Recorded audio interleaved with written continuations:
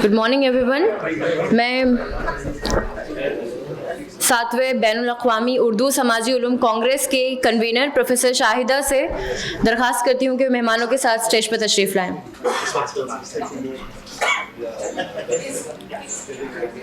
I request Professor Shahida to please come over the dais with our guests.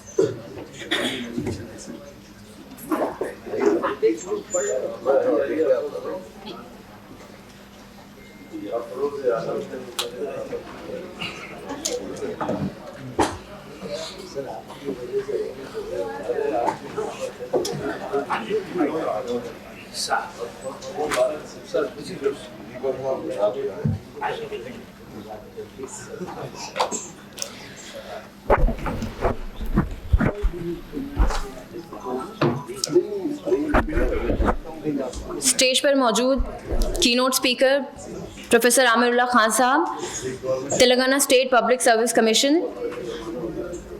Chief guest mister Gareth win oven, the British deputy high commissioner. इस 7वें बैनुल-अक़वामी उर्दू समाजी उलूम कांग्रेस की सदारत फरमा रहे हैं professor Deepak Kumar, the honorary professor department of history MANUU. Congress की convener and dean school of social sciences professor Shahida, co-convener professor Danish Moin sahab. Of the dais मौजूद मुअज़्ज़ज़ सामीन, असातिज़ा, research scholars and students, I welcome you all to this 7th Urdu International Social Sciences Congress. इस program के बाकायदा आगाज़ के लिए I request Salman Danish, research scholar department of Islamic studies, to please come और कलाम रब्बानी की आयत हक़ानी के साथ और उसकी तर्जुमानी के साथ इस बज़्म का आगाज़ करें।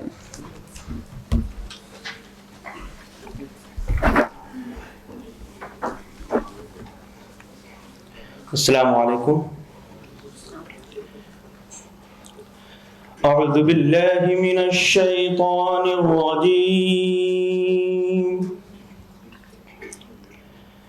बिस्मिल्लाहिर रहमानिर रहीम।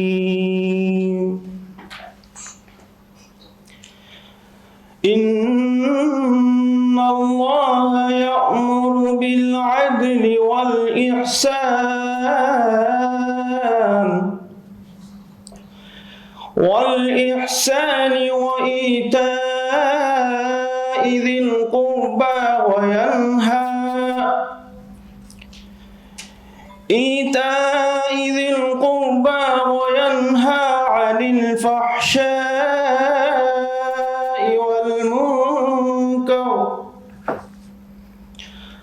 عن الفحشاء والمنكر والبغي يعظكم لعلكم تذكرون صدق الله العظيم। मुअज़्ज़ज़ सामिईन, मैंने आप हज़रात के सामने सूरतुन नहल की आयत नंबर 19 तिलावत की है, जिसमें अल्लाह ताला फरमाते हैं, बेलाशुबा अल्लाह तबारक व तआला अदल व इंसाफ करने, एहसान करने और क़राबतदारों रिश्तेदारों के साथ उनका माली ताउन करने का हुक्म फरमाते हैं। और अल्लाह तबारक व तआला बेहयाई, हर तरह की बुरी बात और जुल्म से मना फरमाते हैं। और अल्लाह तबारक व तआला तुम्हें नसीहत व वाज़ व नसीहत करते रहते हैं ताकि तुम उनसे नसीहत हासिल करो। शुक्रिया। अब मैं IMC टीम से रिक्वेस्ट करती हूँ कि वो मौलाना आज़ाद नेशनल उर्दू यूनिवर्सिटी का तराना पेश करें।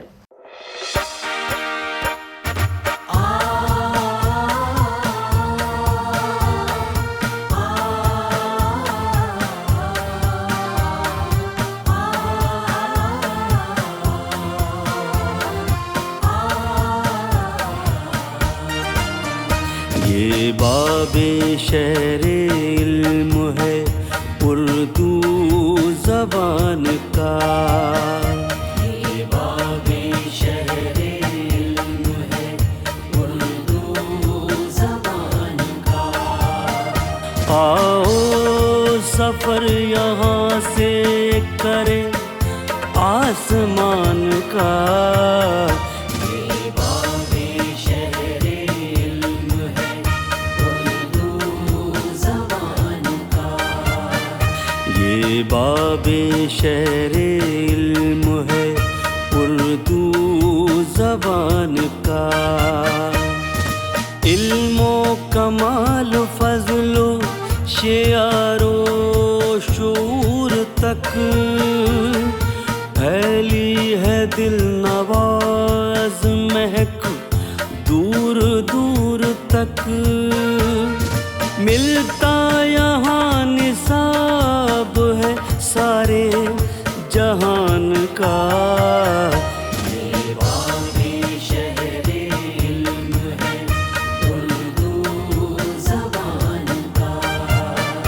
ये बाबे शहरे इल्म है उर्दू ज़बान का।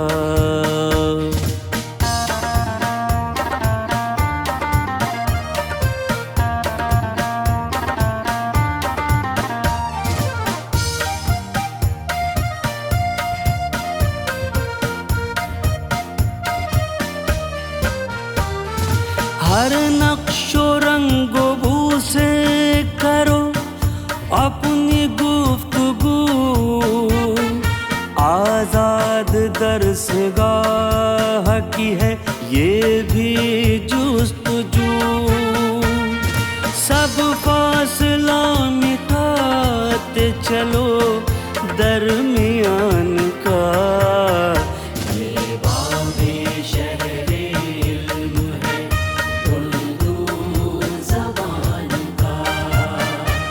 ये बाबे शहरे इल्म है उर्दू ज़बान का।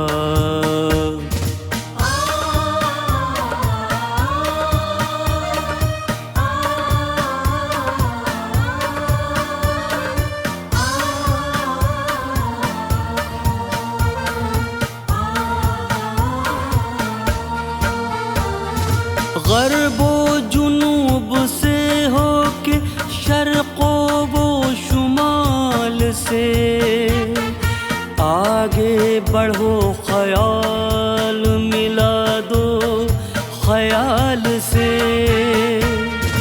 चर्चा हो कायनात में हिंदुस्तान का।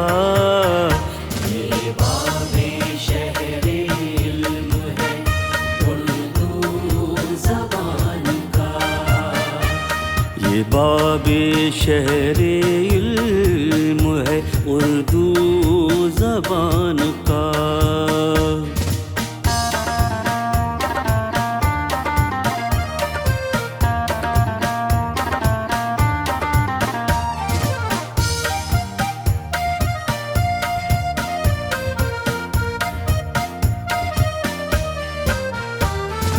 फसले सदा बहार से बस्ती बसी रहे। मिलकर दुआ करो कि ये खेती हरी रहे। साया रहे सरों पे किसी साहिबान का।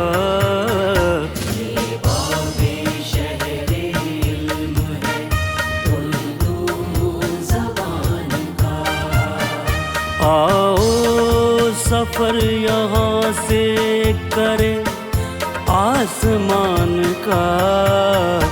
ये बाबे शहरे इल्म है उर्दू ज़बान का। ये बाबे शहरे इल्म है उर्दू ज़बान का।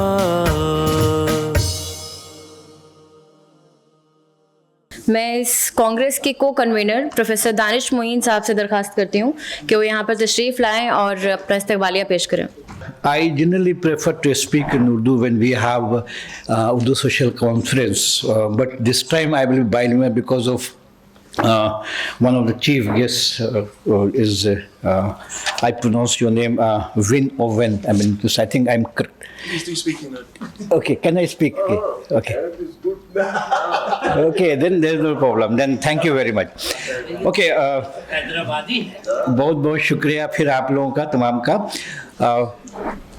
इफ्तिताही अजलास के सदर मोहतरम प्रोफेसर दीपक कुमार साहब, आपकी इजाज़त से, और कलीदी कुरमा के ख़ुतबात के मुक़र्रिर प्रोफेसर अमीरुल्लाह खान साहब, हमारे चीफ गेस्ट आज के मिस्टर ग्रेथ विन ओवन, इस प्रोग्राम के रूए रवा की प्रोफेसर शाहदा मुर्तज़ा मैडम, को कन्वीनर एंड डीन, एंड को कन्वीनर मेरी कुलीग जो सामने बैठी हुई हैं प्रोफेसर आमना तहसीन, और साथ साथ हमारे कोऑर्डिनेटर जिनका नाम है नजुल्ला साहब, जो इसके पीछे सबसे बड़ा रोल जो इसको मुनक़्क़िद करने में है, उनका नाम लेना बहुत ज़रूरी है। नजुल्ला साहब जो इसको देख रहे हैं पूरी तरीके से, और इसके अलावा तमाम तारीख़ के और दूसरे डिपार्टमेंट के जो उस्ताज़ा कराम बैठे हुए हैं उनको, हमारे रिसर्च स्कॉलर, साथ साथ स्टूडेंट, और सबका मैं तमाम इसका बहुत बहुत शुक्रिया आपका, और मैं इस 2 दिन की बैनुल-अक़वामी इसमें आपका खैर मक़दम करता हूँ। ये जो हमारी कॉन्फ्रेंस है, जिसको 2 दिन की हम कॉन्फ्रेंस कर रहे हैं, ये पहली बार नहीं, ये 7वीं बार हम कर रहे हैं, और ये कंटिन्यूएशन में है पिछले 7 साल से। 2 साल पहले से, 1 साल पहले से इसको हमने इंटरनेशनल का दर्जा दिया है, क्योंकि कुछ हम फॉरेन स्कॉलर्स को भी बुला रहे हैं, चाहे वो ऑनलाइन हो चाहे ऑफलाइन हो, इसलिए अब इसको हम इंटरनेशनल कहते हैं। हमने अलग अलग थीमों पर इसको मुनक़्क़िद कराया है, और इस बार एक ऐसे थीम पर हम कर रहे हैं जो पहले हमने कभी नहीं किया था, और इस पर सोचा भी नहीं था पहले हम लोगों ने किस पर करेंगे, लेकिन खैर इस बार शाहदा मैडम ने इसको किया, और sustainability development goal new frontier of social sciences, जिसका उर्दू तर्जुमा है पायदार तरक्की के अहदाफ, समाजी इल्म की नई सरहदें। ये हमारा इसका उन्वान है, और इसको इसलिए हम लोग कर रहे हैं इस केस में कि इसमें आज इंटरनेशनल लेवल पर जो सोशल साइंस की कुछ चैलेंजेस है, कुछ इश्यूज़ है, उसको कैसे हम एड्रेस करें। हम इस सेमिनार के ज़रिए हम इसको एड्रेस करने की कोशिश कर रहे हैं। इसमें 4 चीज़ ख़ास है: poverty alleviation and economic growth, social inequality and justice, environmental sustainability and human right and dignity। ये 4 इश्यूज़ पर हम बात करेंगे। इस पर तफसीली बात आपके कंसेप्ट नोट पर शाहदा मैडम आपसे बताएंगी। मैं आप लोगों का फिर से एक बार अपने इस सोशल साइंस के कॉन्फ्रेंस में खैर मक़दम करता हूँ। Thank you very much. बेहद शुक्रिया प्रोफेसर दानिश मोइन साहब। He is the former head department of history and also the director of CSSI मानो। मैं अब हमारे तलबा से गुजारिश करती हूँ कि वो तैयार रहें। Now this is a time कि हम अपने मेहमानों का इस्तकबाल करें, उन्हें फेलिसिटेट करें शॉल और उनकी खिदमत में बुके और फ्लावर पॉट पेश करते हुए। तो अभी मैं सदफ से रिक्वेस्ट करती हूँ कि वो शॉल और प्लांट यहाँ पर लेकर आए। And now request professor Shahida, the dean school of social sciences and convener of this congress, to present this to our president of this session, Professor Deepak Kumar Sahab. Sorry. मैं तो host तो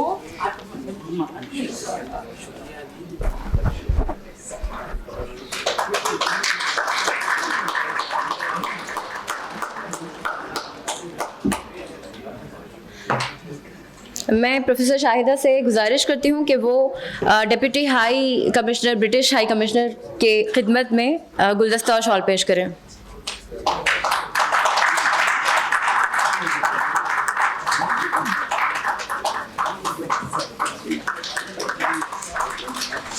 And now I request Professor Shahida to please felicitate Professor Amirullah Khan Sahab.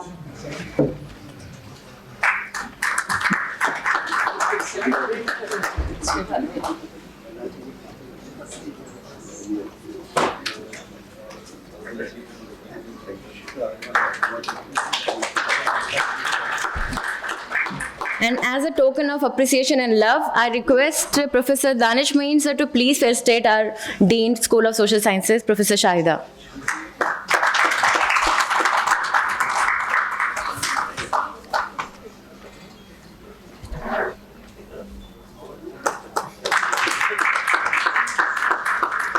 Thank you so much. Our volunteers, Sadaf, Seerat, Roshni, Hina.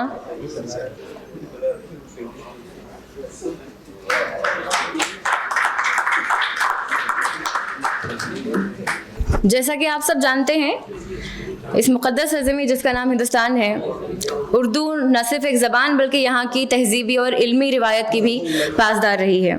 और इसी इल्मी और तहज़ीबी रिवायत को कायम रखने और उसमें नए उलूम और टेक्नोलॉजी से मुताल्लिक़ तालीम को फ़राहम करने के लिए इस यूनिवर्सिटी का क़याम भी अमल में आया। उसी में एक पेशरफ्त के तौर पर यूनिवर्सिटी लेवल पर उर्दू सोशल साइंसेस कांग्रेस को स्कूल ऑफ सोशल साइंसेस की तरफ से मुनक़्क़िद किया जाता रहा।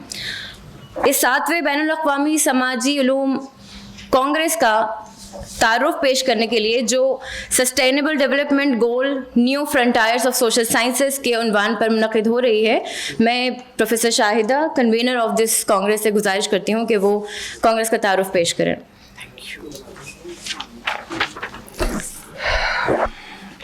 Good morning, Adab. On behalf of the university and the School of Social Sciences, I welcome all of you, those who have come from various places, and my guest on the dais, Gareth, and also Nalini, Amirullah Khan Sahab, and Professor Deepak Kumar Sahab, and Syed Sahab Khan तौर पे आपको भी कि you have made it possible to come over here. From the bottom of my heart, I would like to really welcome you all warmly to this campus. And Gareth, this is not the first time you are coming over here. You'll be coming. Thank you so much for graciously accepting and then being present over here.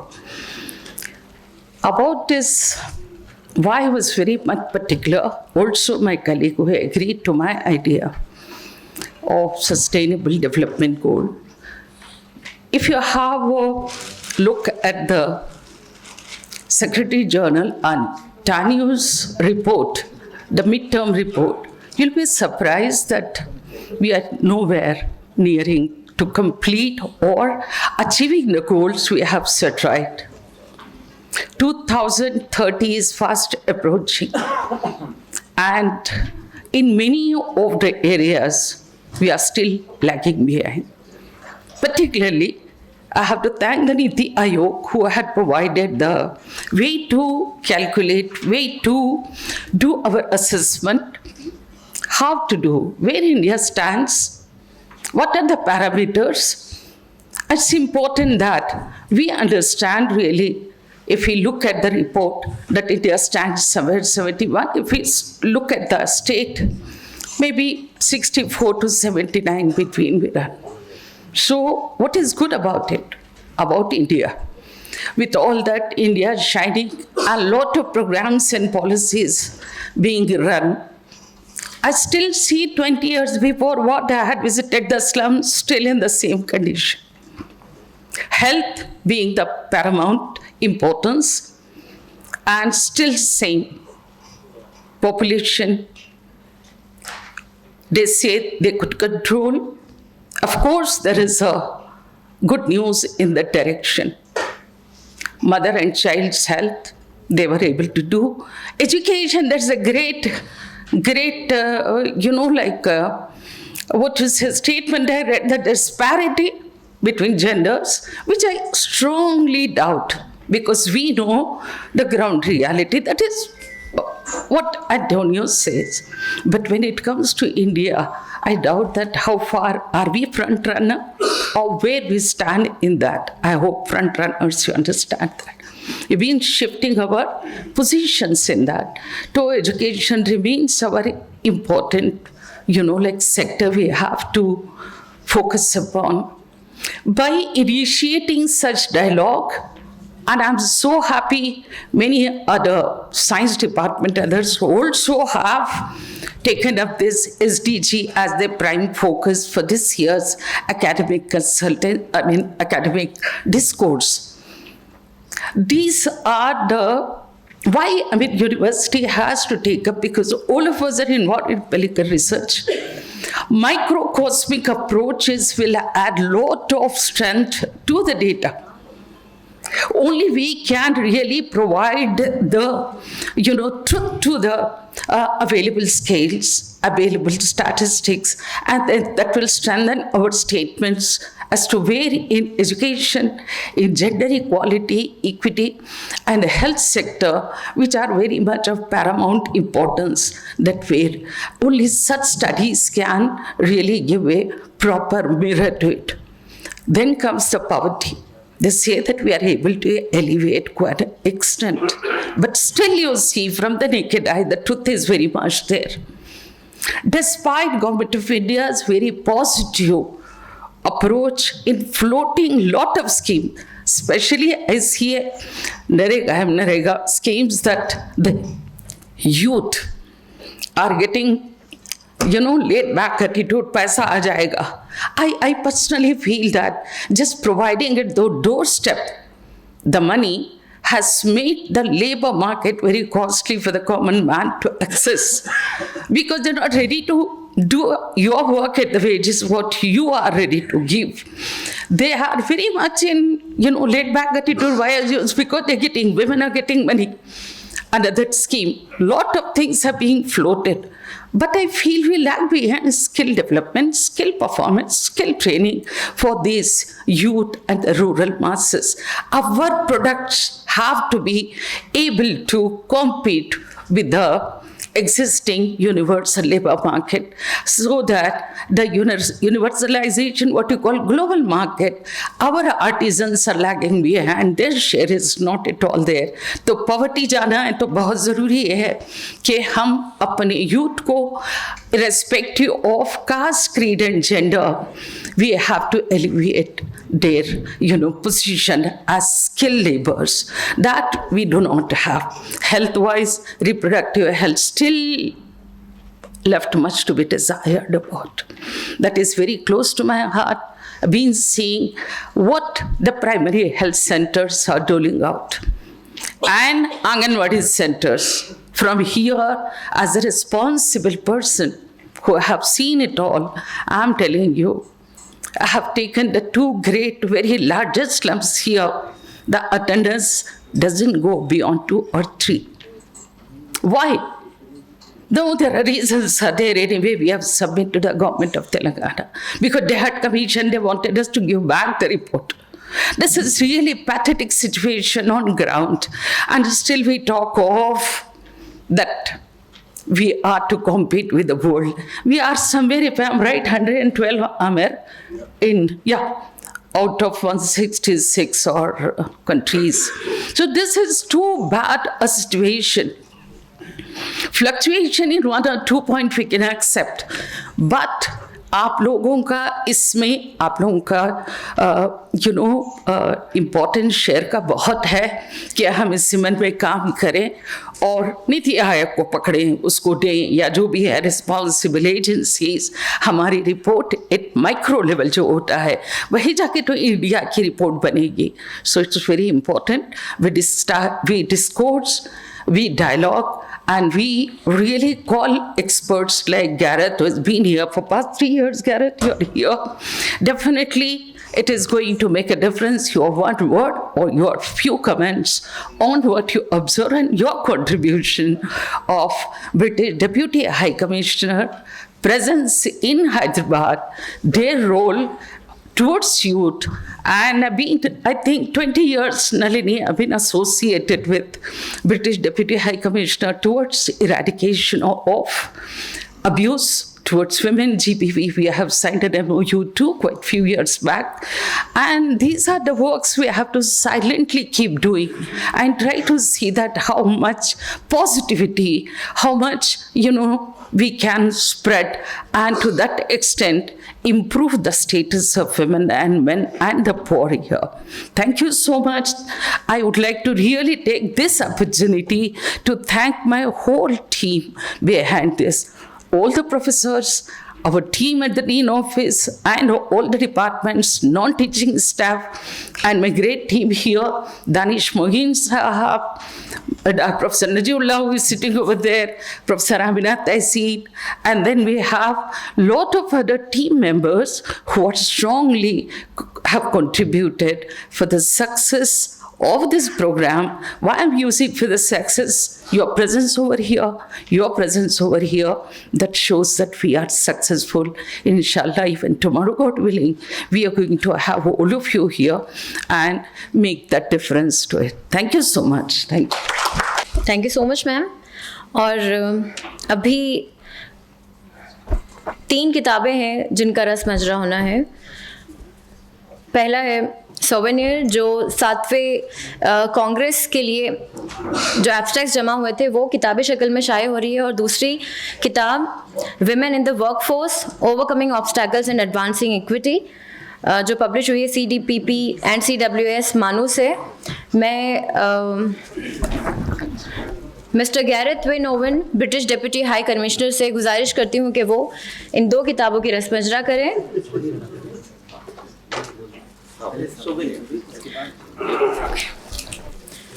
Souvenir है जिसकी रस्मजरा अमल में आ रही है. अगली 2 किताबें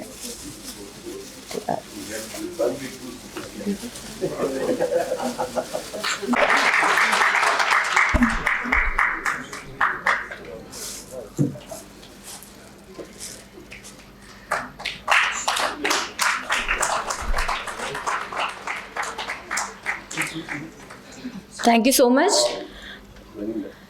और 2 किताबें हैं जो रिलीज़ होनी है. मैं मिस्टर गैरेथ विन ओवन और प्रोफेसर शाहिदा से गुजारिश करती हूँ कि उन 2 किताबों की रस्म इजरा करें. ये 2 किताबों में पहली किताब है women in the workforce, overcoming obstacles and advancing equity, जिससे एडिट किया है प्रोफेसर आमिरुल्लाह खान साहब एंड प्रोफेसर शाहिदा ने. और सेकेंड जो बुक है that is journal of exclusion studies.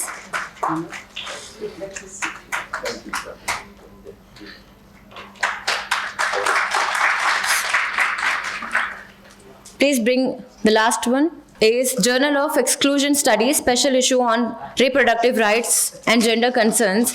इसे एडिट किया है प्रोफेसर शाहिदा और सैयद नदीम फातमी ने.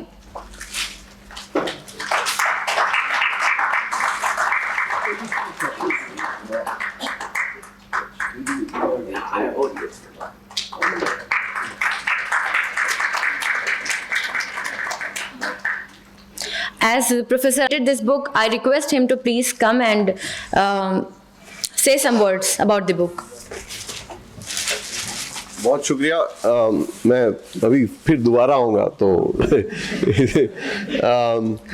ये इस किताब के बारे में मुख्तसर ये कि हमने और सेंटर फॉर वीमेन स्टडीज़ इन मानू 4-5 साल पहले, ये बल्कि 7-8 साल पहले इस थीम को आइडेंटिफाई किया था कि इस पे बहुत कम काम होता है और इस पे मॉडर्न एविडेंस बेस्ड रिसर्च होना चाहिए. वो है मसावात, द जेंडर इशू. और चूंकि मानू का women studies department has been in the forefront, Shahida ma'am और अमीना आपा दोनों have been the stalwarts in this field. So we started off a whole series on women, on gender and inclusion. How do we ensure that women enter the workforce and generally get the rights that they are fighting for? तो उसमें एक पहली किताब आई 6-7 साल पहले, उसके बाद एक और किताब आई, फिर इसको जर्नल की तरह निकाला हमने. पहली जर्नल थी मुस्लिम विमेन पे, क्योंकि जब आप मुस्लिम और विमेन 2 वेरिएबल्स ऐड कर दें तो वो डिस्प्रोपोर्शनेटली नीचे चले आता है। तो वो जर्नल बड़ी अच्छी रही, वेल रिसीव्ड। उसके बाद हमने अंशु गुप्ता हैं गूंज के चेयरपर्सन, उनको इनवाइट किया था कि वो इस इशू को एडिट करें, जो है कि विमेन औरतें क्यों नहीं होती वर्कफोर्स में। जो आप में से जो इकोनॉमिस्ट हैं वो जानते हैं वर्कफोर्स क्या होता है, जो नहीं जानते वो उनके लिए वर्कफोर्स में वो होते हैं जो या तो नौकरी की तलाश कर रहे हैं, नौकरी कर रहे हैं या पढ़ रहे हैं। और अगर आप इन तीनों तबकों को देखें तो इन तीनों में औरतें बहुत कम हैं, और द ट्रेजेडी ये है कि उसमें नंबर गिरता जा रहा है। पिछले 10 सालों में ये नंबर बहुत गिर चुका है। तो इस जर्नल में हमने मुल्क के काफ़ी एक्सपर्ट्स को जमा किया और उनसे ये पूछा कि आखिर औरतें वर्कफोर्स से क्यों निकल रही हैं और इनकी तादाद क्यों कम है। तो आप में से काफ़ी स्कॉलर्स ऐसे हैं जो इस इशू को आगे बढ़ा सकते हैं, क्योंकि इसमें स्कॉलरशिप बहुत कम। शुक्रिया बहुत। Before I invite him for a keynote address, I would like to present a brief introduction of Professor Amirullah Khan. He is a development economist and civil servant. He is also adjunct professor at TISS, the Indian School of Business, and also in Nalsar. Amir Saab has worked extensively on rural poverty, health and education as Deputy Director and Senior Advisor at the Bill and Melinda Gates Foundation. He has been Director at the Indian Development Foundation and Executive Director at Encyclopedia Britannica.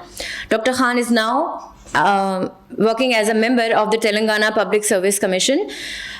With the great honor, I request Professor Amirullah Khan Saab to please address us and give your keynote address. Thank you, sir. Far too early. तो आप सब लोगों का बहुत बहुत शुक्रिया। यहाँ जितने मौजूद गेस्ट हैं उनका तहे दिल से, और शाहिदा मैडम की मुझे इन सब बड़ी हस्तियों के साथ बिठा दिया। मैं इस यूनिवर्सिटी का साथी हूँ बहुत दिनों से। एहसान है इस यूनिवर्सिटी का हम पे। यहीं तकरीबन पले बड़े। अब्बा इसी यूनिवर्सिटी, इसी लाइब्रेरी के फाउंडर लाइब्रेरियन थे। तो I have seen this university from when it was just a set of rocks, and from there to here I am a very proud audience to its phenomenal growth and its ranking, its ability to influence people, its station in universities across the country and across the world, and the invaluable work it has done in bringing high quality Urdu higher education to the country and beyond. It is just phenomenal. मैं इस पे घंटों बोल सकता हूँ। तो बहुत बहुत शुक्रिया आप सब लोगों का। इस कांग्रेस के साथ भी वाकिफ रहा हूँ जब से शुरू हुई 7 साल से, and I am very proud कि ये social science Congress is being held every year. और इस बार की थीम, चूंकि हमारी थीम है, हम इकोनॉमिस्ट इस पे कई दिनों से काम कर रहे हैं, ये जो SDGs हैं, और इस थीम का जो सब हेडिंग है वो उसको अंडरलाइन करना बहुत ज़रूरी है। वो ये कि समाजी उलूम की नई सरहदें, और इस पे मेरी ज़्यादा दिलचस्पी उस सब थीम पे है कि समाजी उलूम की नई सरहदें। और आप जो यंग रिसर्च स्कॉलर्स बैठे हैं यहाँ पे, उनसे मैं ज़्यादातर मुखातिब हूँ, क्योंकि SDGs की वजह से ये जो नए सवाल उठ के आए हैं ये बड़े अहम सवाल हैं। इन नए सवालों पे हमने जो 30-40 साल से काम कर रहे हैं, हमने नहीं काम किया, और ये आज के चैलेंजेस हैं। तो इसी जिम्मेदारी हम आपको दे रहे हैं, और इस वजह से ये theme is absolutely relevant and most contemporary. तो चलिए मैं आप लोगों के सामने ये सवाल रख रहा हूँ, और इन सवालों को मेरी गुजारिश ये रहेगी कि आप लोग इन सवालों को नोट करें, and in all your future research, if some of you pick up these important questions, then that will be the future of development in the country and certainly across the world. तो ये जो SDG हैं, इसके बारे में आप लोगों को मालूम होगा कि हुआ ये कि मुख्तसर हिस्ट्री इसकी ये कि at the turn of the century एक मिलेनियम खत्म हो रहा था, 1000 साल खत्म हो रहे थे। बहुत बड़ी बात होती सन 2000 में जब एक 1000 साल, एक और 1000 साल दुनिया की तारीख के ख़त्म हो रहे थे, तो हम सब लोगों ने बैठ के ये सोचा कि इतनी ज़्यादा तरक्की तो कभी नहीं हुई थी। वो जो 80s और 90s की तरक्की थी, आप में से कुछ लोगों के जिनके बाल मेरे जैसे हैं उनको याद होगा कि 80s और 90s की तरक्की बड़ी हैरानकुन तरक्की थी।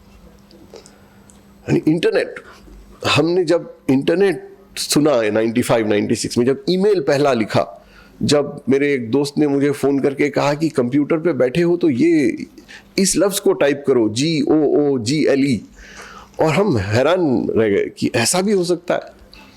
सेलफोन आ गए थे, ATM से पैसा निकल रहा था, तो तरक्की की रफ्तार बहुत तेज थी। उस रफ्तार के बैकग्राउंड में जब बैठ के हमने ये देखा कि आधी दुनिया के पास तो ये सब है नहीं, 1/4 दुनिया के पास तो खाना भी नहीं है, 2 billion out of 6 billion don't have access to drinking water। तो तब ये एहसास हुआ कि इतनी आगे एक तरफ तो पहुंच गए, लेकिन इस दुर्दशा में है कि हम अपने पड़ोसी को खाना भी नहीं खिला सके। तब ये हुआ कि भाई ये इस किस्म की तरक्की तो कोई माने नहीं रखती, और हम अगले 15 साल में सब ठीक कर देंगे। और 2000 में हमने मिलेनियम डेवलपमेंट गोल साइन किए कि ये मिलेनियम डेवलपमेंट गोल से हम 2015 तक सारी मुश्किलें हल कर देंगे। पलक झपकते ही 2015 आ गई और कुछ नहीं हुआ। लोगों ने उंगलियां हम पे दिखाई कि भाई ये सब तो इंडिया की वजह से, सारे गरीब यहीं, सारे जाहिल यहीं, सारी भूखमरी यहीं, और हमने उंगली दिखाई यूपी पे यूपी में सारी, क्योंकि 1 out of 6 in the world are Indians, 1 out of 6 in India are UPites, तो यूपी और बिहार की तरफ दिखाई। तब ये हुआ 2015 में कि अच्छा ये मकसद तो सही था, लेकिन इसका जो प्रोसेस था वो गलत था। तो चलिए अब हम दोबारा ये अहद करें कि अगले 15 साल में हम ये सब मसले हल कर देंगे। तो 2015 में हमने बैठ के MDGs ख़त्म किए और SDGs शुरू किए। इस बार लेकिन ये तय किया कि ये अकेले नहीं होगा। MDG में ये था कि आप ये करेंगे, आप ये करेंगे, आप गरीब हैं, आप करेंगे। SDG में हमने ये कहा कि नहीं, हम सब करेंगे। अगर हिंदुस्तान गरीब होता है 2030 तक तो अमेरिका की गलती है, अगर भूखमरी सूडान में है तो बर्तानिया की गलती है। जब तक सब नहीं करेंगे तब तक ये नहीं होगा। तो the idea of partnership was central to the SDGs। और इसमें फिर ये 6 चीजें आई कि फोकस लोगों पे होगा, पीपल, इस प्लैनेट पे होगा, सस्टेनेबिलिटी, प्रॉस्पेरिटी होगी। ये लफ्ज आप थोड़ा सा याद रखें, प्रॉस्पेरिटी की तरक्की, खुशहाली कैसे होगी, और पीस होगा, नहीं शायद उसमें हम शुरू से ही पहले दिन से पीछे हट गए, और पार्टनरशिप होगी। तो पहली चीज जो है वो है खुशहाली, प्रॉस्पेरिटी। SDG का जो प्रीफेस है उसमें यह है कि the world will become prosperous. अब इसमें मैं आपको एक फुट नोट दे रहा हूं। इस साल का जो नोबेल प्राइज मिला इकोनॉमिक्स में, वो 3 लोगों को मिला जिन्होंने इसी इशू पे काम किया कि आखिर खुशहाली दुनिया में कैसे होती है, प्रॉस्पेरिटी कहां से आती है। और ये सवाल मैं आप सब लोगों से पूछ रहा हूं कि वो ऐसी मुगलों की किताब है 14 साल पहले की, आप सब वो पढ़ें। उसका उन्वान है व्हाई नेशंस फेल, क्यों कुछ मुल्क फेल हो जाते हैं, और क्यों उसी का काउंटर सवाल कि कुछ मुल्क सक्सीड कर जाते हैं। तो क्या ऐसी बात है, क्या ऐसी बात है कि एक छोटा सा मुल्क यूनाइटेड किंगडम, बिल्कुल छोटा सा, वो 150 साल पहले दुनिया का सबसे अमीर मुल्क हुआ करता था, आज भी दुनिया के 6 अमीर मुल्कों में से एक है। और क्यों ऐसे कि एक जो मुल्क 400 साल पहले दुनिया का सबसे अमीर मुल्क हुआ करता था, 1620 में ईस्ट इंडिया कंपनी आई और जहांगीर से इजाजत ली कि इस सबसे अमीर मुल्क में हमें तिजारत करने की इजाजत दें आप। और वो मुल्क 300 साल बाद, 200 साल बाद दुनिया का सबसे गरीब मुल्क हो जाता है। 800 साल पहले चीन जो दुनिया का सबसे अमीर मुल्क था, वो 1910 तक दुनिया का सबसे गरीब मुल्क हो जाता है। और अमेरिका जो बहुत गरीब मुल्क हुआ करता था 200 साल पहले, आज वो दुनिया का 1/4 जीडीपी सिर्फ एक मुल्क से आती है, वो अमेरिका से। तो ये क्यों होता है? आखिर ऐसी क्या बात होती है कुछ मुल्कों में जो तरक्की करते हैं, और ऐसी क्या बात होती है कि वही मुल्क फिर नीचे चले जाते?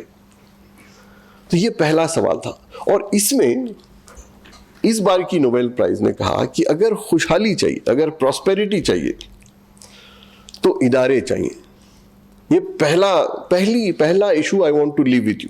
The first question that I want all of you researchers to focus on is, what is more important in the development and prosperity of countries? Is it people or is it institutions? क्या हमें एक बड़ा सा ताकतवर decisive leader चाहिए, या कई सारे ताकतवर लॉन्ग स्टैंडिंग इदारे चाहिए? मैं आपको इसको वाजे करूं, एक और सवाल पूछता हूं आपसे। दुनिया के जो टॉप 10 कंट्रीज है ना ह्यूमन डेवलपमेंट इंडेक्स में, जो ह्यूमन डेवलपमेंट इंडेक्स एक इंडेक्स होता है जिसमें आप मुल्कों को रैंक करते हैं हर इशू पे, खुशहाली पे, पढ़ाई पे, लिखाई पे, हेल्थ पे, व्हाटएवर। तो आप अगर वो टॉप 10 देखें तो वो कौन से मुल्क हैं? स्वीडन, नॉर्वे, फिनलैंड, वो जो स्कैंडिनेविया के 10 मुल्क हैं। अब आपको एक क्विज दे रहा हूं, आप कोई एक बड़े स्वीडिश लीडर का नाम बताएं, सोच लें। कोई बड़े फिनिश लीडर का नाम बताएं, कोई बड़े स्विस लीडर का नाम बता दें। कोई नाम बता सकते हैं? कोई ऐसा बड़ा लीडर, प्राइम मिनिस्टर, प्रेसिडेंट? और आप जो नीचे के 10-20 है ना, वहां देखिए बड़े बड़े 56 इंच वाले होंगे। तो ये पता नहीं, मैंने नाम तो नहीं लिया। तो कौन सा मुल्क? पुतिन है रशिया में, और रशिया की हालत देखिए क्या हो रही। तो what is more important? Are we looking for strong decisive leadership, or are we looking for strong permanent institutions? That's the first issue that I want you to focus on when we look at prosperity of countries as the SDGs talk about.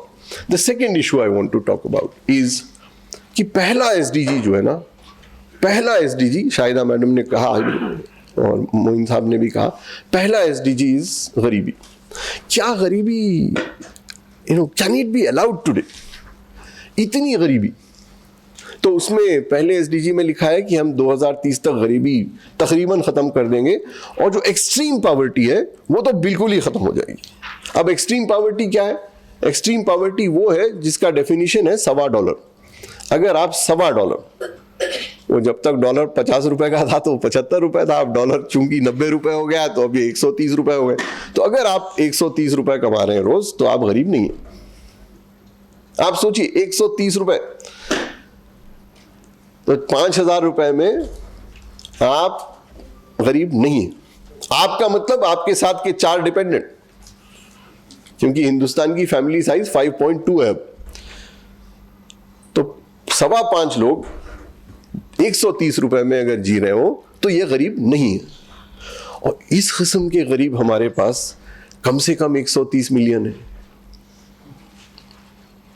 अब क्या हम अगले 5 साल में खत्म कर देंगे ये सब?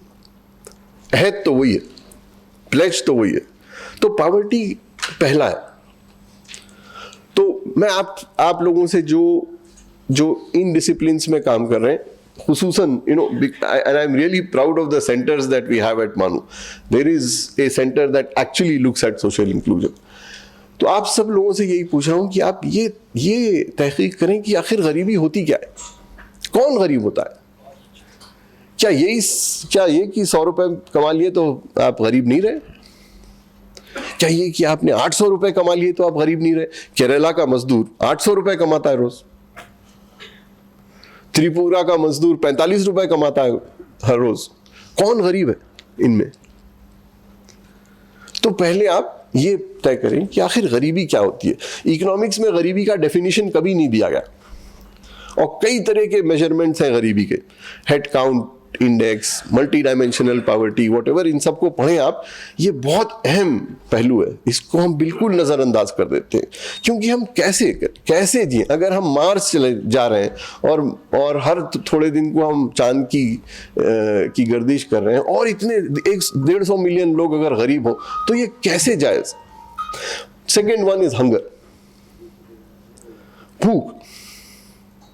हम बहुत बड़े मुल्क हो गए, हम तो चौथे 5वें नंबर पे हैं जीडीपी के, isn't fastest growing economy in the world, यकीनन 5-6% पे ग्रो कर रहे हैं वो। हम फास्टेस्ट ग्रोइंग इसलिए भी हैं कि बाकी सब धीरे हो गए, लेकिन ये फास्टेस्ट ग्रोइंग इकोनॉमी जो है, इसमें फिर 10 करोड़ ऐसे लोग क्यों हैं जो रोज भूखे सोते हैं। कोविड से पहले हिंदुस्तान में 10 करोड़ लोग ऐसे थे जो रोज भूखे सोया करते थे। कोविड के बाद ये 15 करोड़ हो गए। हम सब उस यकीन के लोग हैं कि अगर पड़ोसी भूखा रहे तो हमारा खाना जायज नहीं है, तो फिर इतने बहुत से लोग गरीब हैं, इसको कैसे हम गवारा करें। और ये गरीबी और भूखमरी का जो रिलेशन है ना, वो बड़ा नाजुक सा है। हम ये भी देख रहे हैं कि जहां इनकम बढ़ भी रही है वहां पे भी भूख बढ़ रही है। ये कैसे होता है, ये क्यों हो रहा है? इसमें किस चीज का इंटरफियरेंस है? Is it inflation that is causing? So look at price inflation. अगर कीमतें बढ़ती हैं तो उससे भूख को क्या असर होता है, उससे पढ़ाई को क्या असर होता है, उससे हेल्थ एक्सेस को क्या असर पड़ता है, और कीमतें बढ़ रही रोज। तो ये एक वो एक बड़ा दर्द भरा शेर था कि एक माँ पत्थर उबालती रही तमाम रात, बच्चे फरेब खा के चटाई पे सो गए। Lots of children like that, जिनको हम बहला के सुला दे रहे हैं, चलो यही सही। अच्छा, तीसरा एसडीजी है हेल्थ, एक्सेस टू हेल्थ, कि हर एक को हेल्थ मुहैया हो, कि अगर आप बीमार हो तो एक आपके पास क्वालिफाइड डॉक्टर हो, वो नहीं जो रोड पे वो टेंट लगा के बैठते हैं और हर मर्ज का इलाज एक गोली से देते हैं। 70% आबादी उन डॉक्टरों के पास जाती है। और ये तजाद देखिए आप, अगर आप इस यूनिवर्सिटी के 5 किलोमीटर आसपास जाएं तो दुनिया के सबसे अच्छे 5 हॉस्पिटल हैं, दुनिया के सबसे अच्छे, जहां पे आपको ऐसा इलाज मिलता है कि आपको क्लीवलैंड क्लिनिक और मेयो क्लिनिक में नहीं मिलता, और एक चौथाई या 1/6 प्राइस पे। और 10 किलोमीटर आगे जाइए तो पूरे गांव के गांव हैं जिन्होंने डॉक्टर की शक्ल नहीं देखी। तो ये कैसे होता है, इसको कैसे बर्दाश्त करें? और यहां मैं एक सवाल आप लोगों से करूं, वो ये कि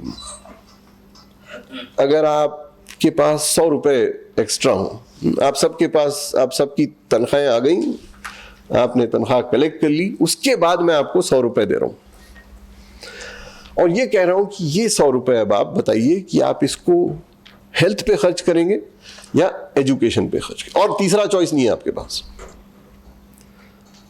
तो आप क्या चूज करेंगे? है ना?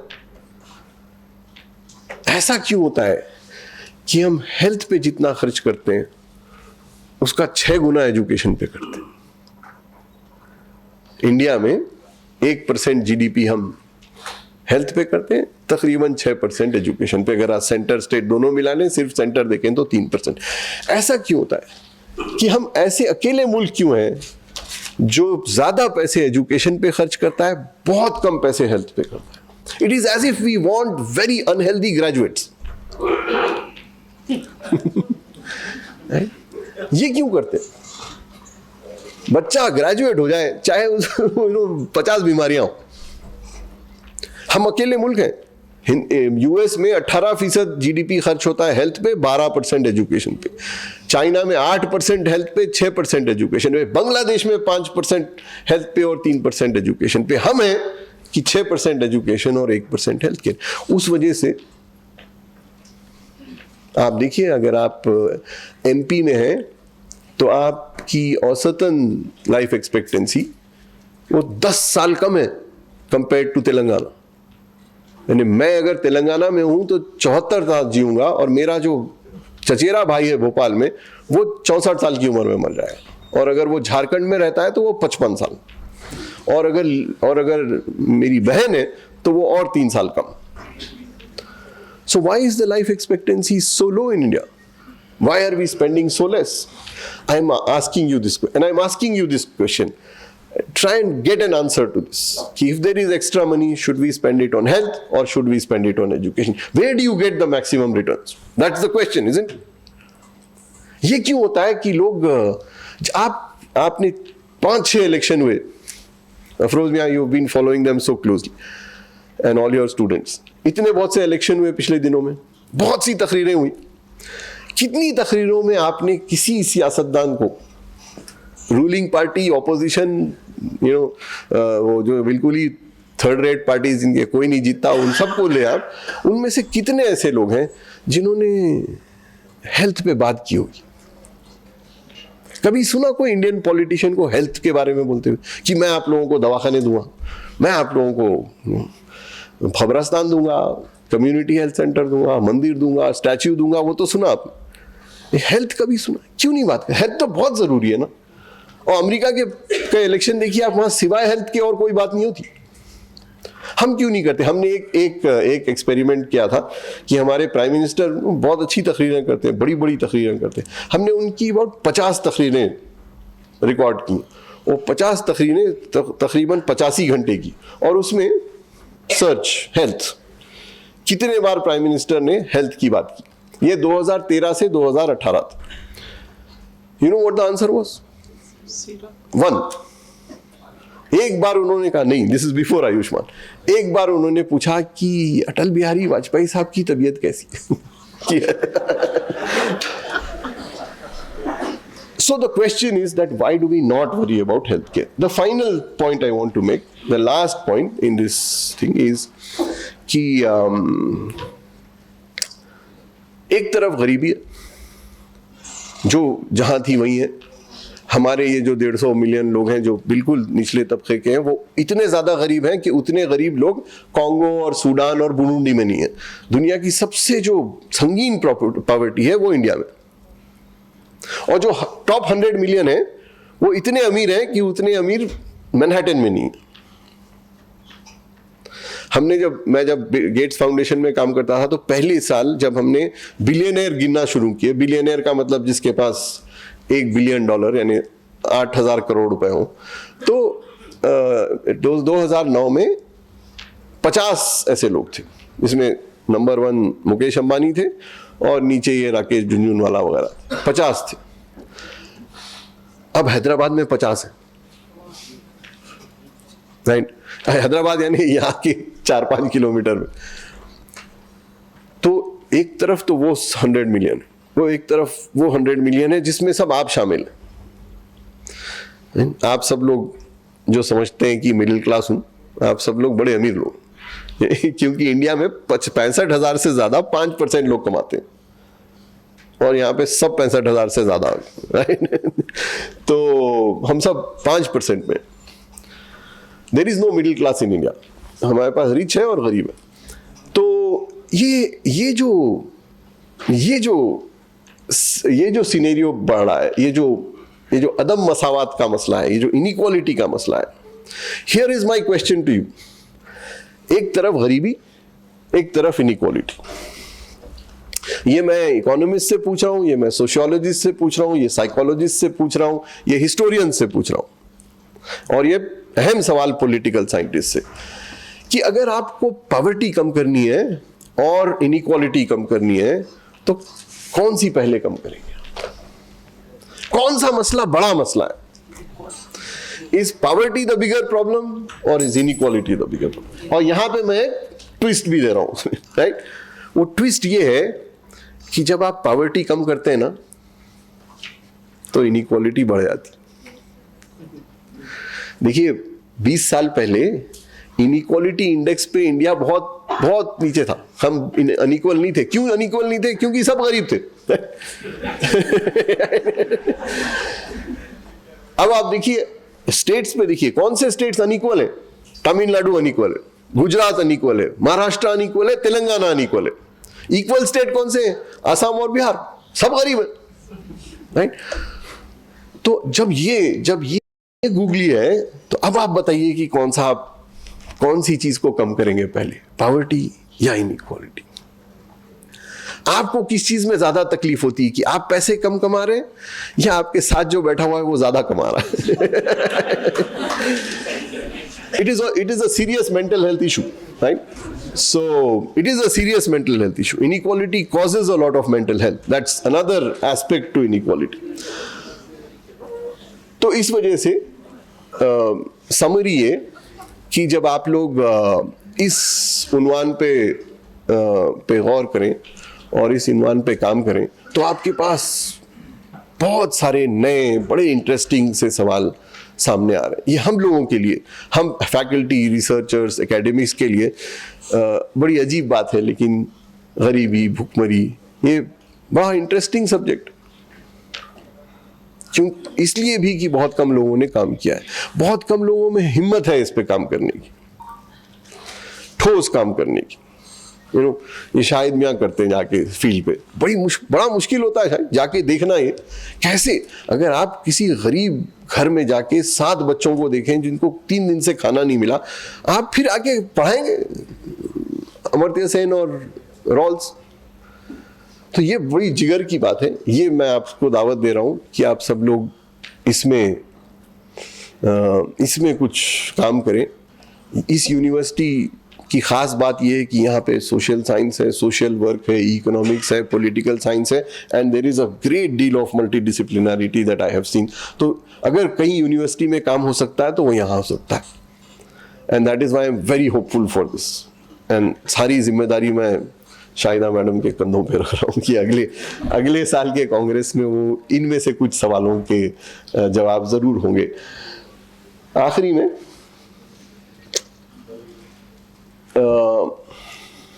मैं 2-3 चीजें कहना चाह रहा था, अर्बनाइजेशन वगैरह, वो सब आपके साथ छोड़ के जा रहा हूँ।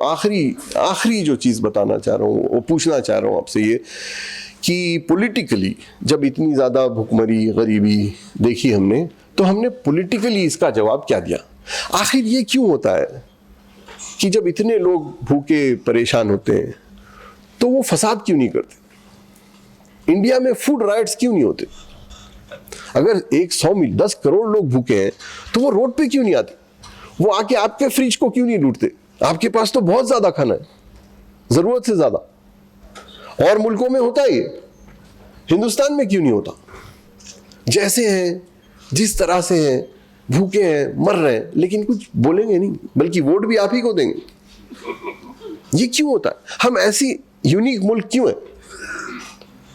ये आप में से कुछ लोगों से मैं सवाल कर रहा हूं कि तो हम करते क्या है? इसका पॉलिटिकल आंसर क्या मिला कि वो जो फैज ने कहा था ना, वो कुत्ते वाली नज़म है कि इनको रोटी का टुकड़ा दिखा दो, तो वो जरूर पढ़ी है जो इसने नहीं पढ़ी वो नज़म। तो हमने क्या किया कि हमने 80 करोड़ लोगों को 5-5 किलो राशन बांट दिया। हमने कुछ लोगों को 1000 रुपए महीने की पेंशन दे दी। हमने लड़कियों को शादी के लिए 50,000 रुपए दे दिए। हम डिसेबल्ड लोगों को 2,500 रुपए दे देते हैं। तो खाना तो मिल गया, 5 किलो राशन तो मिल गया। हमको भी तकवीयत हुई कि हमने कर दिया। वो जैसे आप कार की खिड़की नीचे करके वो जो चेंज होता है वो दे देते हैं गरीब को और खुश हो जाते हैं कि हाँ भाई मैंने। तो पॉलिटिकली भी हमने यही किया।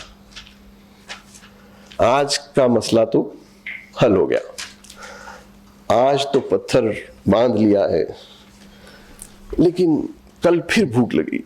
Thank you. तालियों की गूंज बता रही है कि लेक्चर कितना ज़्यादा रिच था। Thank you so much sir for such a wonderful and thought provoking lecture in true sense. आपकी शख्सियत मानो के लिए अगरचे कि बहुत नई नहीं है, लेकिन आपको सुनना हमेशा हमारे लिए एजाज़ की बात रही और आइंदा भी हम आपसे इसी तरह के ताउन की उम्मीद रखते हैं।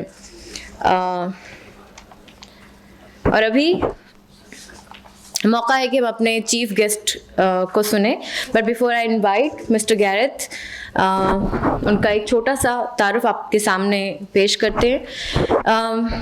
Mister Gareth win oven started as the Deputy High Commissioner to Andhra Pradesh and Telangana in September 2022. He is responsible for all aspects of the UK's engagement in these two Telugu states.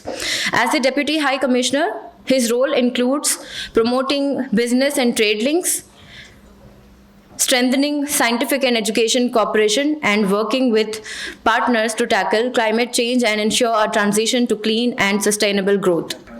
Prior to this appointment, Gareth led the work on securing the UK's Asian Dialogue, ASEAN Dialogue partner status in 2021.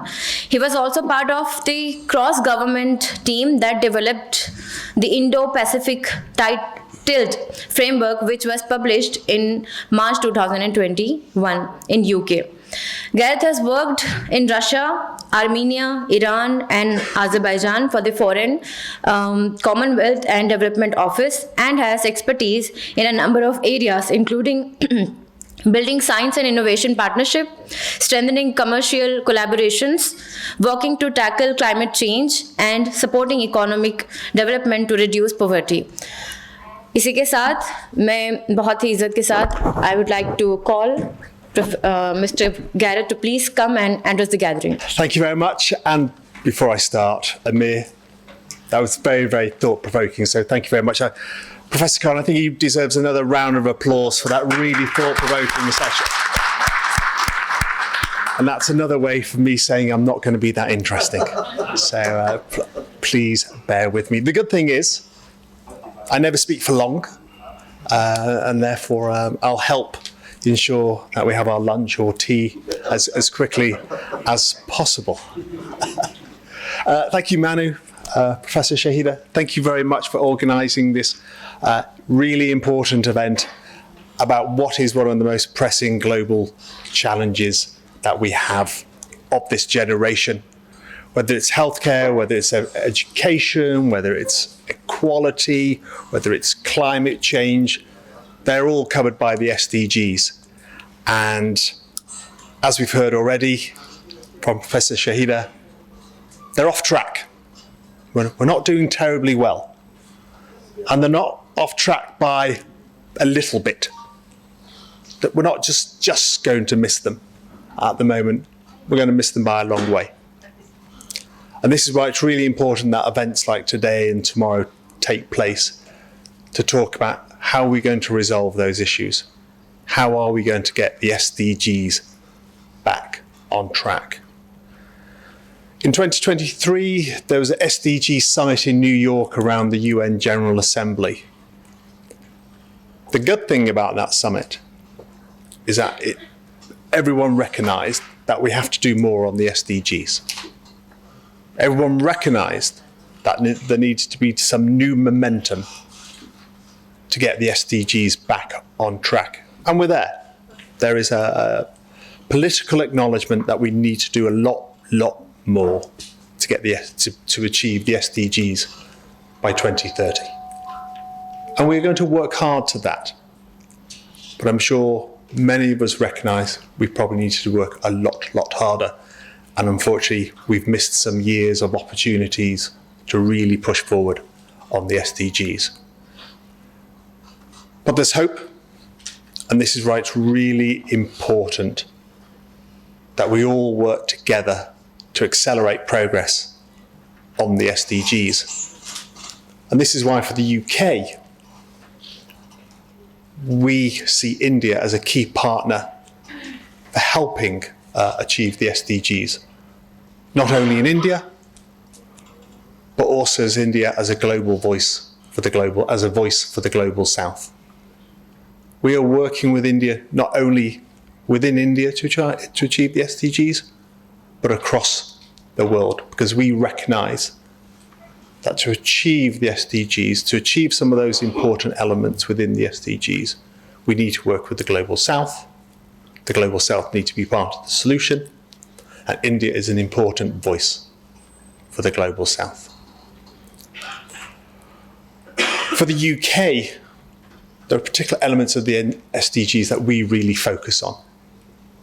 Education is one of the cornerstones for our work overseas and to achieve the SDGs.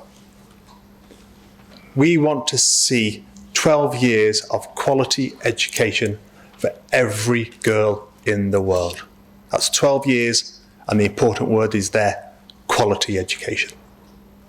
If we want to achieve the SDGs, if we want to achieve a more equitable world, it's vital that every girl has 12 years of quality education. We also have the big challenge of climate change and biodiversity loss. We, the UK, are a global leader in this area. We hosted COP26 a few years ago, and we're doubling down on tackling climate change. It's really, really important that the commitments all countries have made to achieve net zero by 2050, 2070. In the case of the government of Telangana, they've committed to 2047 to become net zero. We all need to work together to ensure, one, we achieve these net zero goals, but more importantly, everyone around the world benefits from green innovation. Achieving net zero is for both the developed and the developing world. And that's another reason why we're working very closely with India, because the rapid growth within India means there's more and more greenhouse gases from India. And we want to work with India to ensure we can get those greenhouse gases down, transition to a green economy, and help India achieve its goal of net zero by 2070. All this will cost a lot of money. We recognise that. And not one country can do it on its own. And that's why also for the UK, one of the areas we are focusing on is reform of the multilateral development banks. We want them to unlock hundreds of billions of dollars to build what is a global, stable, sustainable economy which benefits everyone, and in particular helps the poorest get out of the poverty trap that they're already in.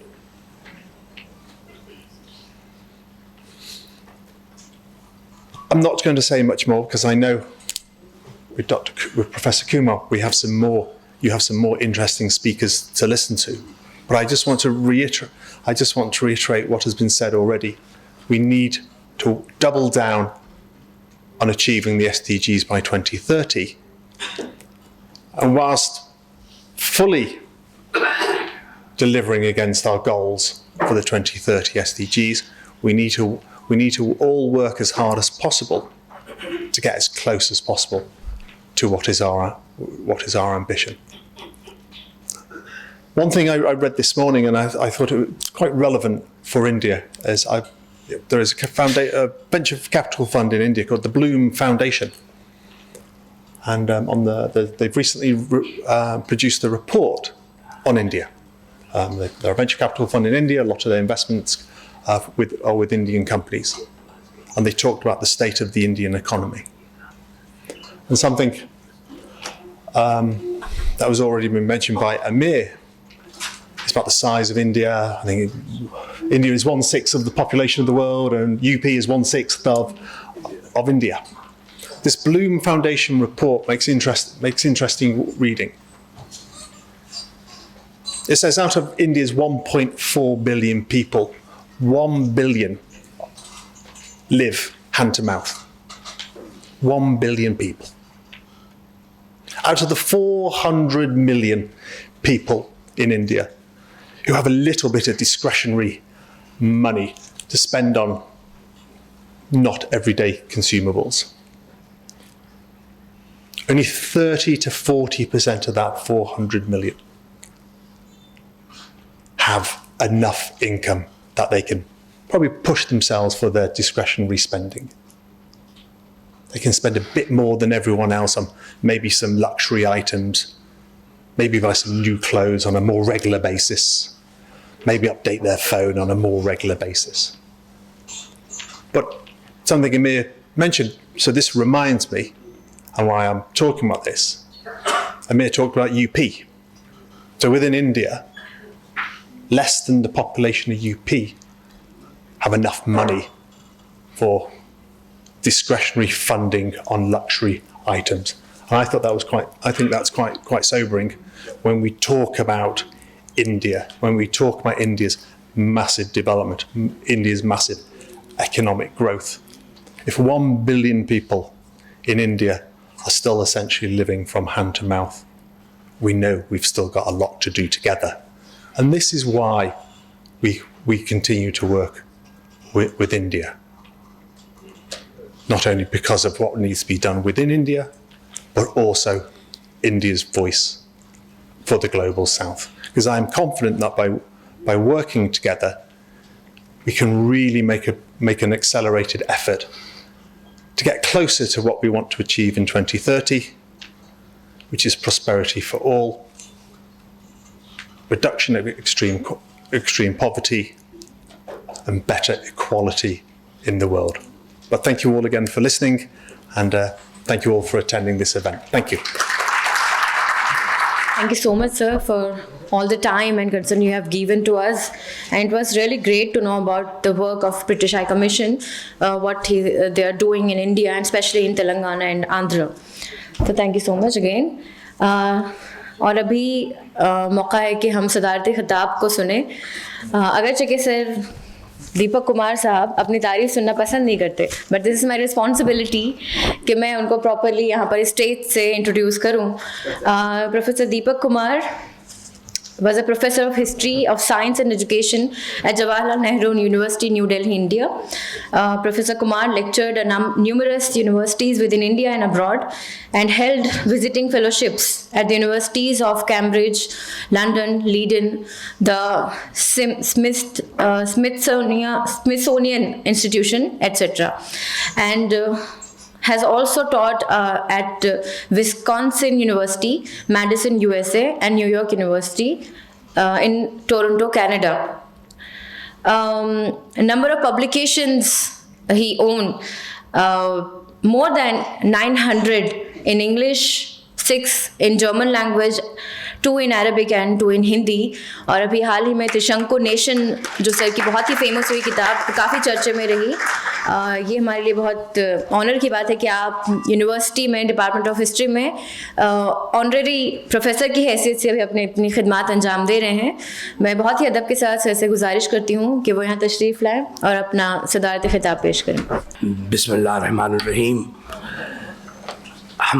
His Excellency deputy high commissioner साहब, dean साहिबा, professor Amirullah खां साहब, दानिश भाई, हमारे आलिम साथी और अजीज़ तालिबा, मैं बहुत शुक्रगुजार हूँ. आप हर वक्त हमें याद करते हैं. किस्मत है सबकी अपनी अपनी. हम शुक्रिया आपका और उसका करते हैं जिसने हमें दिया.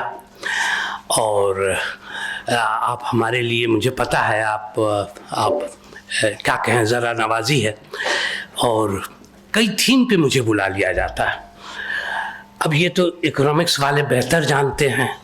वो कहते हैं सस्टेनेबल डेवलपमेंट गोल. 3 अल्फाज हैं, बड़े इम्पोर्टेंट हैं.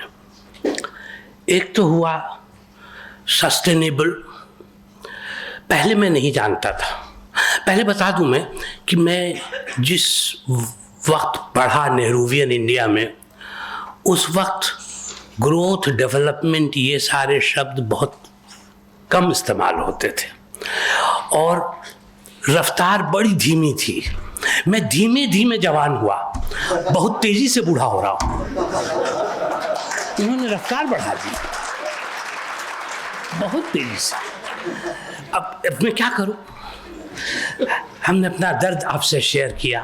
खान साहब तो कहते रफ्तार और बढ़ाओ, हम क्या कर सकते हैं. खैर, तो सस्टेनेबल का माने हुआ कि जो कि जिसकी इमदाद की जाए, जो काबिल तायीद है, जिसके साथ आप जैसे हो। और डेवलपमेंट तो तरक्की कहा है इन्होंने, धीमे तरक्की हो, तेज तरक्की हो, तरक्की तो तरक्की है, और तरक्की हमेशा होती रही है। आप अगर तारीख का हवाला दें तो तरक्की तो हर वक्त हुई। हमने पहले भी तरक्की की थी। अब आजकल बहुत बात होती है नालंदा, विक्रमशिला, तक्षशिला, तरक्की तो थी। जब तक्षशिला था तो दुनिया में क्या था? नहीं, बाद में भी तरक्की हुई। हमने ताजमहल बनाए, पता नहीं ये तरक्की है कि नहीं, लेकिन गरीब उस वक्त भी थे ना। हाँ। और जो सोसाइटी ताजमहल बनाता है, क्या वो मोबाइल बना सकता था? इसमें थोड़ी मुश्किल है, क्योंकि हमारी सभ्यता ने पत्थरों और संगमरमरों से खेला। वो कुछ और कर सकते थे। ये सवाल पूछे गए, हम क्यों गरीब हो गए? Why Europe is rich. एक हमारे दोस्त है, मेरा स्टूडेंट है कनाडा में, उसने लिखा वाई यूरोप इज रिच। अरे भाई, जल के क्या करोगे? Europe is rich because they produce cutting edge knowledge. आप भक्ति कर रहे थे, है ना, कीजिए, मैं मना नहीं करता, बहुत अच्छा कर रहे थे। वो लिनार्डो दा विंची पैदा कर रहे थे, वो हार्वी पैदा कर रहे थे। फर्क तो होगा।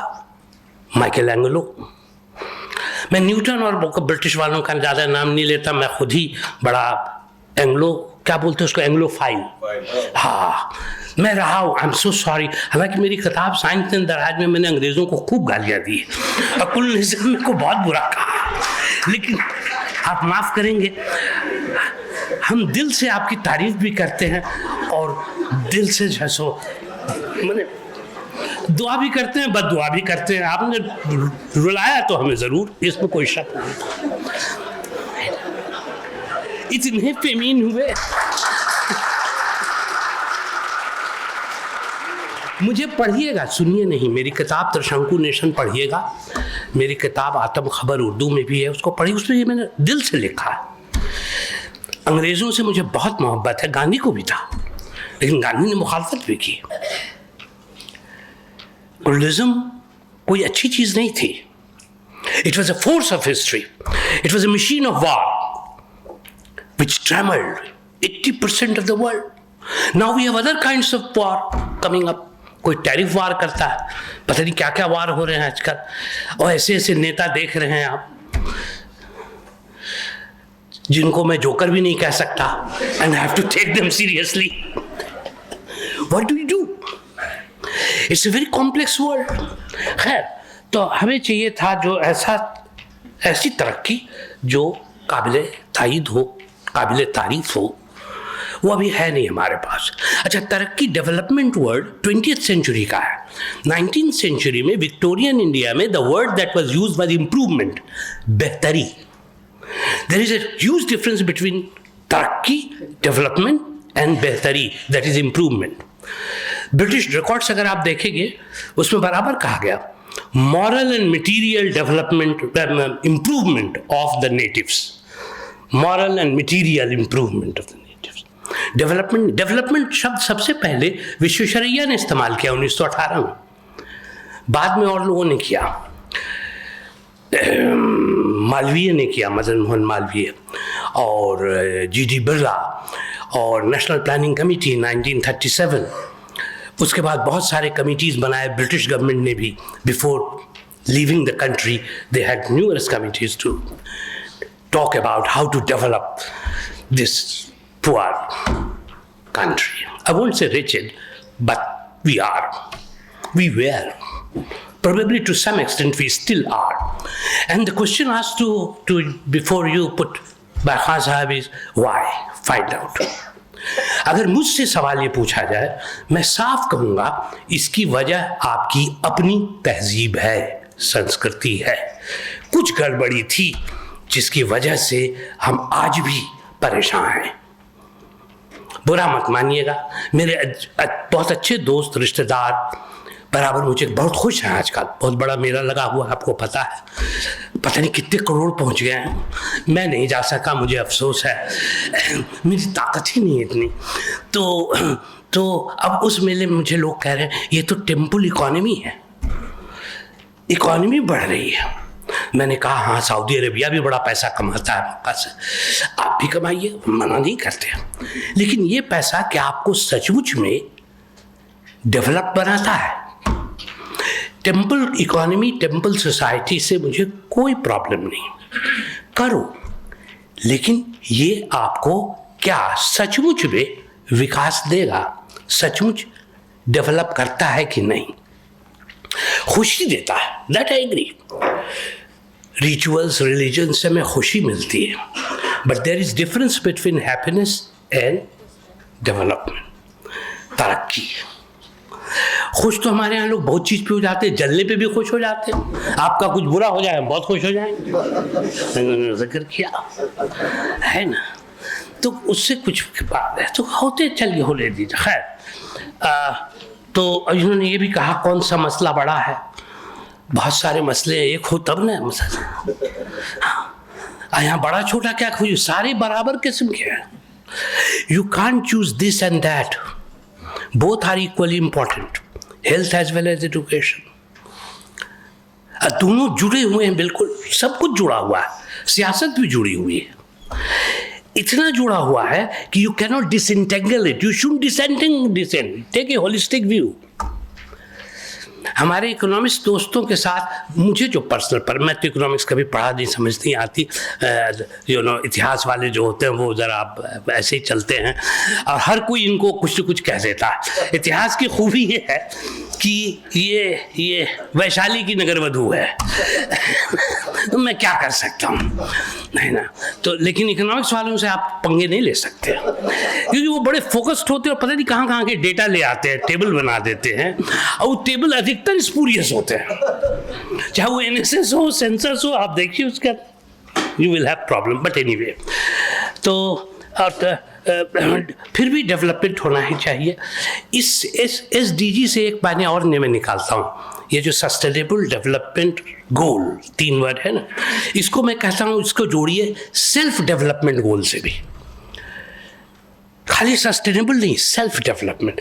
Tagore talked about it, you should read Tagore carefully. Tagore was a great economist, micro finance का, मोहम्मद यूनुस के पहले उसने माइक्रो फाइनेंस किया था। वो लिटरेरी फिगर ही नहीं है, बड़ा ही मुकम्मल इंसान है वह। तो उनमें देखिएगा self development and sustainable development must go together sir, this is my plea before you.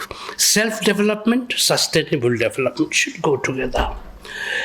रही बात मंजिल की, मंजिल तो खिसकती भी रहती है, मंजिल मकसूद हम सभी कोशिश में रहते हैं कि वहाँ पहुँच जाएं, लेकिन बड़ा मुश्किल है।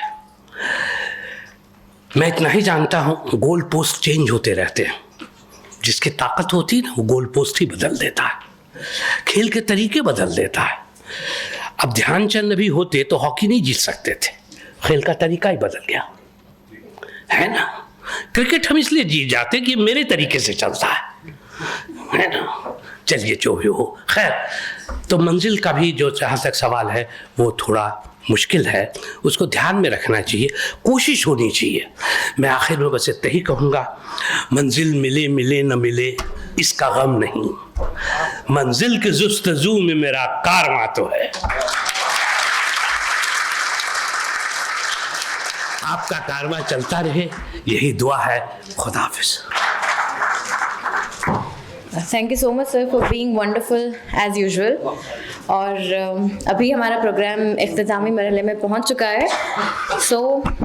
मैं doctor Amina Tahseen, professor and former head department of women education से दरख्वास्त करती हूँ कि वो आएँ और वोट ऑफ थैंक्स पेश करें। सबको आदाब। को कन्वीनर की हैसियत से आप तमाम का शुक्रिया अदा करने हाजिर हुई हूँ। मौलाना आज़ाद नेशनल उर्दू यूनिवर्सिटी जिस मकसद से क़ायम की गई और इसका जो टारगेट ग्रुप है उर्दू स्पीकिंग कम्युनिटी, उर्दू मुआशरा, जिसके सोशल ट्रांसफॉर्मेशन की मुसलसल पिछले 25 बरसों से ज़ायद कोशिशें हो रही हैं, उसी में ये कोशिश उर्दू सोशल साइंस कांग्रेस का इनकाद भी है, जो लगातार 7 बरसों से हो रहा है। ये कोशिश यही होती है कि इस हवाले से उर्दू में ऐसी इल्मी गुफ्तगू हमारे सामने आए, ख़ास तौर पर हमारे रिसर्च स्कॉलर्स और स्टूडेंट्स तक पहुँचे, जो उन्हें सोचने पर मजबूर कर दे। मैं समझती हूँ कि सोशल ट्रांसफॉर्मेशन जब भी मुमकिन है, डेवलपमेंट जब भी मुमकिन है, सस्टेनेबिलिटी जब भी मुमकिन है, जब हम सोचने के आदी बने, जिसमें डिबेट कर पाएँ, कुछ सोचें, कुछ समझें, डिबेट करें और कुछ प्रोड्यूस करें, जिसकी बेहद ज़रूरत होती है। सोशल साइंस कांग्रेस उसी की एक कोशिश है। हम यकीन रखते हैं कि कल तक जो सेशंस यहाँ मुनक़्क़द होंगे, पेपर्स जो प्रेजेंट किए जाएंगे, या पैनल डिस्कशन होंगे, या ख़ास लेक्चर्स होंगे, उसका एक बेहद अच्छा आउटकम हमारे सामने आएगा। पिछले 2 कांग्रेस की ज़रूर मैं मिसाल लूँगी। किसी तरह से हमने मोहतरमा प्रोफेसर फ़रीदा सिद्दीकी साहबा ने कोशिश की कि उनको किताबी शक्ल में लाया जाए। इस कांग्रेस से भी हम उम्मीद करते हैं कि ऐसा कुछ हमारे सामने, हमारे हाथ में आएगा कि हम ऐसी कोई नॉलेज हम जिसमें बहुत इल्मी मुबाहिस हों वो प्रोड्यूस कर सकें।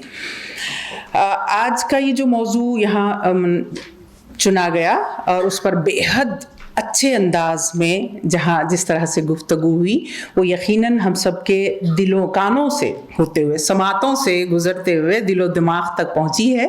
ज़ोरदार एक मरतबा हमारे जो तमाम यहाँ मुअज़्ज़ज़ मेहमानान हैं उनको तालियों से उनका खैर मक़दम कीजिए, उनका शुक्रिया अदा कीजिए। ये मौके हमें फ़राहम होते हैं यकीनन हमारे जो प्रेजेंट वाइस चांसलर साहब हैं, हम उनके मशकूर हैं कि वो इस तरह के इल्मी गुफ्तगू के लिए प्लेटफॉर्म्स हमें देते हैं और हम इस तरह के प्रोग्राम कर पाते हैं। यकीनन सबसे पहले तो हम उनका शुक्रिया अदा करेंगे। उसके अलावा एडमिनिस्ट्रेशन के तमाम अहबाब हमारा साथ देते हैं, हम उनके भी बहुत शुक्रगुजार हैं। लेकिन ख़ास तौर पर मैं शुक्रिया के लिए इस पैनल की तरफ आऊँगी। आज के इस सेशन के जो सदर हैं प्रोफेसर दीपक कुमार साहब, वो सुबह कह रहे थे कि भाई आप लोग ऐसे याद कर लेते हैं। मैंने कहा कि हमारे बहुत करीब एक चराग इल्म का जल रहा हो और हम क्या बदनसीब होंगे जो आपकी रोशनी से हम मुस्तफ़ीद नहीं होंगे। आपने देखा कि कितने सहल, कितनी सादा रवां ज़बान में उन्होंने जो मैसेज दिया, जो बहुत अहम मैसेज सेल्फ डेवलपमेंट की बात की। उससे कबल हमने सस्टेनेबल डेवलपमेंट को समझा, दूसरा जो पहलू जो सो आया हमारे सामने वो सेल्फ डेवलपमेंट का। तो ये इंतहाई एक बहुत अहम सवाल, एक बहुत अहम तसव्वुर हमारे सामने आया। तो ये जो इल्म का चराग है ये बहुत हमारे दिलों के करीब है। सर ने कहा कि बहुत जल्दी से बूढ़ा हो रहा हूँ, हम इतने मर्तबा आपको यहाँ आवाज़ देंगे कि आप बूढ़े नहीं हो पाएंगे, यकीन है हमें। ऐसे लोगों के लिए ज़रूर मैं थोड़ा सा तब्दील करके ये कहना चाहूँगी, ख़ास तौर पर प्रोफेसर दीपक कुमार साहब के लिए, कि सलीक़े से हवाओं में जो इल्म की तब्दील कर रही हूँ मैं, सलीक़े से हवाओं में जो इल्म की खुशबू घोल सकते हैं, अभी कुछ लोग बाकी हैं जहाँ में जो ऐसे बोल सकते हैं। बहुत बहुत शुक्रिया सर। दूसरी जो शख्सियत यहाँ बहुत हमारे दिलो दिमाग को झंझोड़ गई, बहुत सारे सवाल जिन्होंने हमारे सामने रखे, हमारे तलबा और स्कॉलर्स के सामने, और हमें यकीन है कि वो सवालात के जवाबात वो ढूंढने की कोशिश करेंगे। मैं मोहतरम आमिरुल्लाह खान साहब की बात करें, जब कभी कोई ज़बान बहुत लताफत के साथ, इल्मी लियाकत के साथ बोली जाती है तो आमिरुल्लाह खान साहब जैसी शख्सियत हमारे सामने आती है, जिसके लफ्ज़ लफ्ज़ से इल्म के मोती हम तक पहुंच रहे थे। ये हमारा फ़र्ज़ बनता है कि उन मोतियों को हम कितना हासिल करते हैं, कितना हमारे साथ रखते हैं और किस तरह से उसका इस्तेमाल करते हैं। तो आमिरुल्लाह खान साहब, मैं आपको बहुत आपके खिदमत में इजहार तशक्कुर करती हूँ और ये यकीन रखती हूँ कि इस तरह के मौक़े हमें आप देते रहेंगे। आपने CDPP के मैं ज़रूर जिक्र करना चाहूँगी कि इतने बेहतरीन काम वहाँ से हो रहे हैं, इतनी अच्छी किताबें छप रही हैं।